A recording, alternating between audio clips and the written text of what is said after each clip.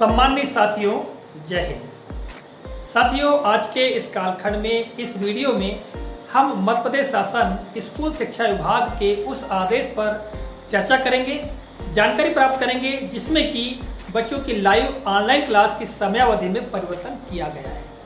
साथियों, मेरे पीछे आप ग्रीन बोर्ड में देख रहे हैं उस समय सारणी को, आवश्यक निर्देश और समयावधि को, जो कि मैंने यहाँ पर लिख कर रखा है। और साथियों, जैसा कि आप साइड में देख रहे हैं उस आदेश को, इस आदेश में यह समय सारणी दी गई है और यहीं से मैंने इस पर लिखा हुआ है और यहीं पर हम इस पर चर्चा करेंगे। इस पर चर्चा करने से पहले हम जो आदेश में महत्वपूर्ण बातें बताई गई हैं, जो निर्देश दिए गए हैं, उनको हम पढ़ लेते हैं। ठीक है, तो साथियों देखिएगा, आदेश में जो क्रमांक लिखा हुआ, क्रमांक के बाद लिखा हुआ है कि वर्तमान में कोविड-19 परिस्थितियों के फलस्वरूप भारत सरकार मानव संसाधन विकास मंत्रालय द्वारा दिनांक 14 जुलाई 2020 को ऑनलाइन डिजिटल शिक्षण प्रज्ञता के संबंध में निर्देश जारी किए गए हैं। प्रदेश में ऑनलाइन कक्षाओं के माध्यम से शिक्षण कार्य के संबंध में पूर्व में विभागीय तथा राज्य शिक्षा केंद्र द्वारा जारी आदेशों को निरस्त किया जाता है।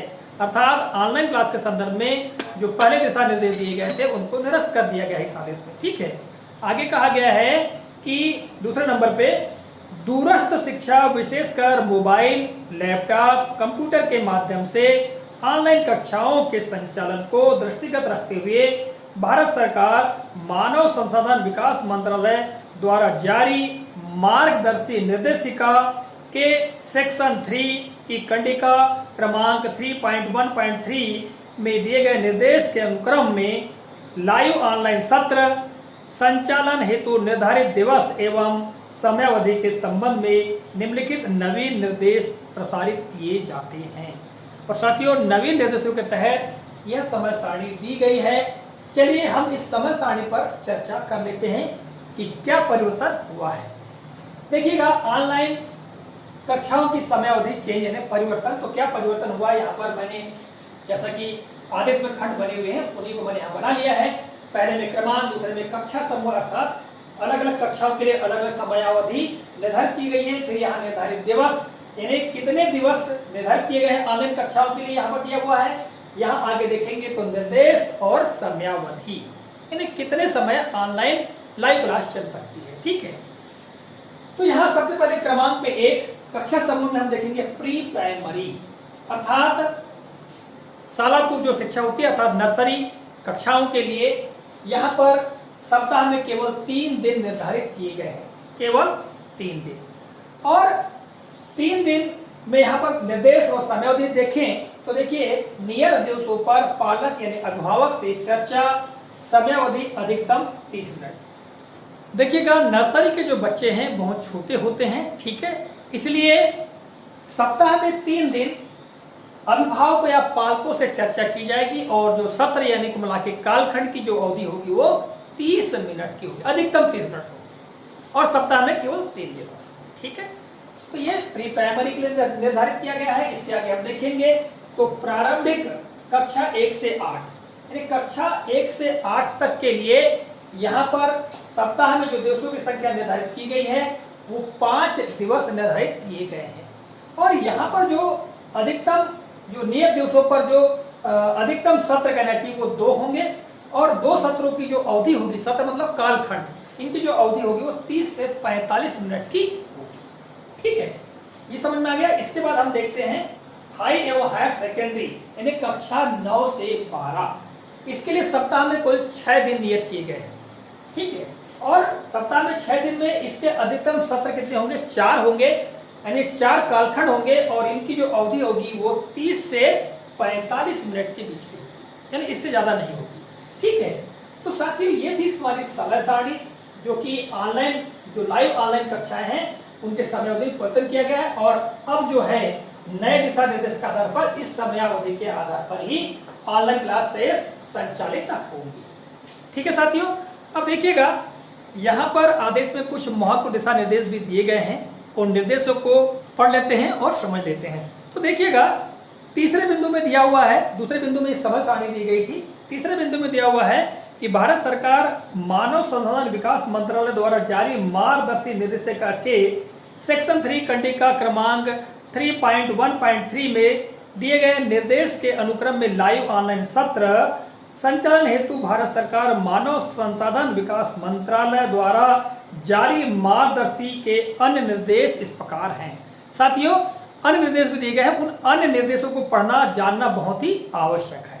ठीक है, तो देखिएगा तीसरे बिंदु का पहला पॉइंट यह है कि ऑनलाइन शिक्षा से संबंधित प्रमुख जानकारियां, सामग्री, सुझाव, फीडबैक से संबंधित सूचनाएं SMS, समूह संदेश, ईमेल द्वारा पालकों को जब भी आवश्यक हो तत्काल भेजी जावे। सबसे प्रमुख बात यह है कि ऑनलाइन शिक्षण से संबंधित यानी कुल मिला के ऑनलाइन कक्षा प्रारंभ होने वाली है, इससे संबंधित जो जानकारियां हैं, जो आवश्यक सामग्री है या सुझाव या जो फीडबैक है, वो SMS के माध्यम से या समूह संदेश मतलब ग्रुप में, व्हाट्सएप ग्रुप में समूह डाल करके या ईमेल के माध्यम से बच्चों को जब भी आवश्यक हो उनको तत्काल भेजना सुनिश्चित किया जाना है। आगे है कि आने वाले सप्ताह, दूसरा जो बिंदु है तीसरे पॉइंट का दूसरा बिंदु, आने वाले सप्ताह से संबंधित संपूर्ण जानकारी अथवा पूर्व सप्ताह की संक्षिप्त जानकारी पुनरावृत्ति हेतु आवश्यक रूप से दी जावे। इस बिंदु में कहा गया है कि जो आने वाला सप्ताह है उससे संबंधित संपूर्ण जानकारी, अगले सप्ताह में क्या क्या ऑनलाइन कक्षा में चलेगा, ऑनलाइन सत्र में चलेगा, उससे संबंधित जानकारी अथवा जो पूर्व सप्ताह है, पिछला जो सप्ताह है उसकी संक्षिप्त पुनरावृत्ति हेतु जो जानकारी है वो आवश्यक रूप से देना अनिवार्य है। अगला बिंदु है तीसरे पॉइंट का तीसरा बिंदु, सौंपे गए कार्य में छात्रों की प्रतिक्रियाओं और प्रदर्शन पर समय समय पर प्रतिक्रिया प्रदान करना। देखिएगा, जो भी कार्य हम सौंप रहे हैं छात्रों को, ठीक है, तो छात्रों की जो प्रतिक्रियाएं आएंगी, उनका जो प्रदर्शन होगा, उसका समय समय पर क्या करना होगा, हमें उसकी प्रतिक्रिया प्रदान करनी होगी। यानी जो भी बच्चों के द्वारा प्रश्न पूछे जाएंगे, जो भी बातें पूछी जाएंगी, उसके प्रतिक्रिया देना या उसके प्रत्युत्तर देना आवश्यक होगा। अगला बिंदु है साथियों चौथा, तीसरे पॉइंट का चौथा बिंदु, शिक्षक समय समय पर ऑनलाइन शिक्षण में दिए गए कार्य निर्देश के संबंध में बच्चे की उपलब्धि एवं प्रतिक्रिया को पालकों से साझा किया जावे। इसमें क्या करना होगा कि जब हम ऑनलाइन शिक्षा देंगे तो ऑनलाइन शिक्षण में जो कार्य देंगे, निर्देश देंगे, उसके संबंध में बच्चों की उपलब्धि या जो उनकी प्रतिक्रिया है उसको हम पालकों से साझा करेंगे, पालकों को बताएंगे कि बच्चे ने कितना सीखा है, कहाँ बच्चा में कमजोरी आ रही है, ये सब सारी बातों से हम पालकों को अवगत कराएंगे।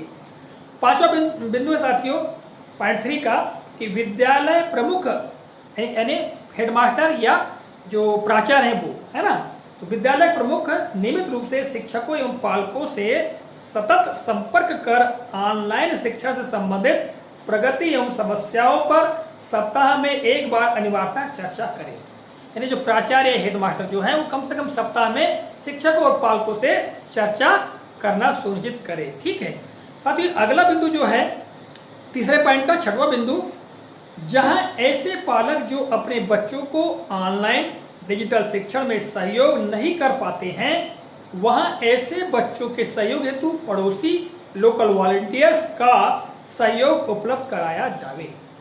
साथियों, यहां निर्देशित ये किया गया है कि जो पालक हैं वो ऑनलाइन या डिजिटल शिक्षा में सहयोग प्रदान नहीं कर पा रहे हैं किसी भी तरह से, ठीक है, उन पर डिवाइस नहीं है या कोई अन्य प्रॉब्लम है, तो फिर ऐसे समय पर शिक्षक को क्या करना होगा, जो आजू बाजू के जो पड़ोसी हैं वो या जो लोकल वहीं के जो स्थानीय जो स्वयंसेवक है, वॉलंटियर्स है, उनका सहयोग लेना होगा।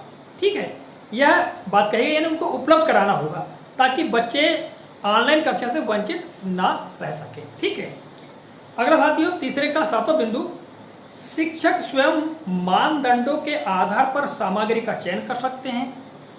चयनित सामग्री को छात्रों और माता पिता के बीच प्रसारित कर सकते हैं ताकि उन्हें उपयुक्त डिजिटल माध्यम चुनने में मदद मिल सके, जो कि आयु उपयुक्त एवं बच्चों की जरूरत और क्षमताओं और रुचियों के साथ स्पष्ट सीखने के लक्षणों के साथ मेल खाता हो।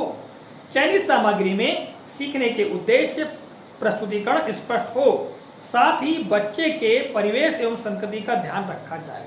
साथियों, इस बिंदु में शिक्षक को यह स्वतंत्रता है कि वो मानदंडों के आधार पर जो शिक्षण सामग्री है उसका वो चयन कर सकते हैं और जो चयनित सामग्री होगी उसको छात्रों और माता पिता तक प्रसारित कर सकते हैं, उनको शेयर कर सकते हैं और उनको अपनी सुविधा के अनुसार जो डिजिटल माध्यम है, ठीक है, उस चुनने में मदद मिल सके और बच्चों की आयु के अनुरूप, ठीक है, जरूरत और क्षमताओं और रुचियों के साथ में जो कंटेंट है, जो विषय वस्तु, जो सामग्री है वो मेल खाती हो।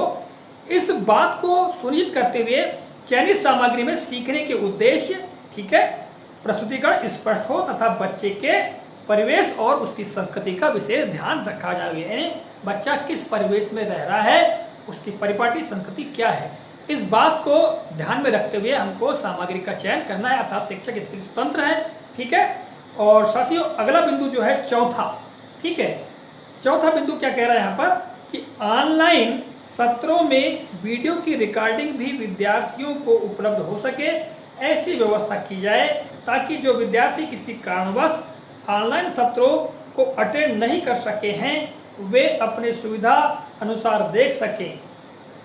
तो साथियों चौथे बिंदु में यह बात स्पष्ट की गई है कि जो भी हम ऑनलाइन कक्षाओं में बच्चों को पढ़ाते हैं, समझाते हैं या समझाएंगे तो उसका जो वीडियो है उसको हम ऑफलाइन भी रखें ताकि बच्चा जिसने मान लो उस ऑनलाइन कक्षा में भाग नहीं ले सका है तो वो बाद में भी उस वीडियो को देख सके। इस बात को भी सुनिश्चित हमको करना है और ये उपरोक्त निर्देश दिए गए हैं, इनका हमको परिपालन सुनिश्चित करना है। तो साथियों इस तरह से इस कालखंड में मैंने स्कूल शिक्षा विभाग के इस आदेश के बारे में आपको जानकारी प्रदान की, उस समय सारणी के बारे में बताया। आशा करता हूँ ये जानकारी आपको काफी उपयोगी लगी होगी। इसी के साथ इस कालखंड से हम विदा लेते हैं।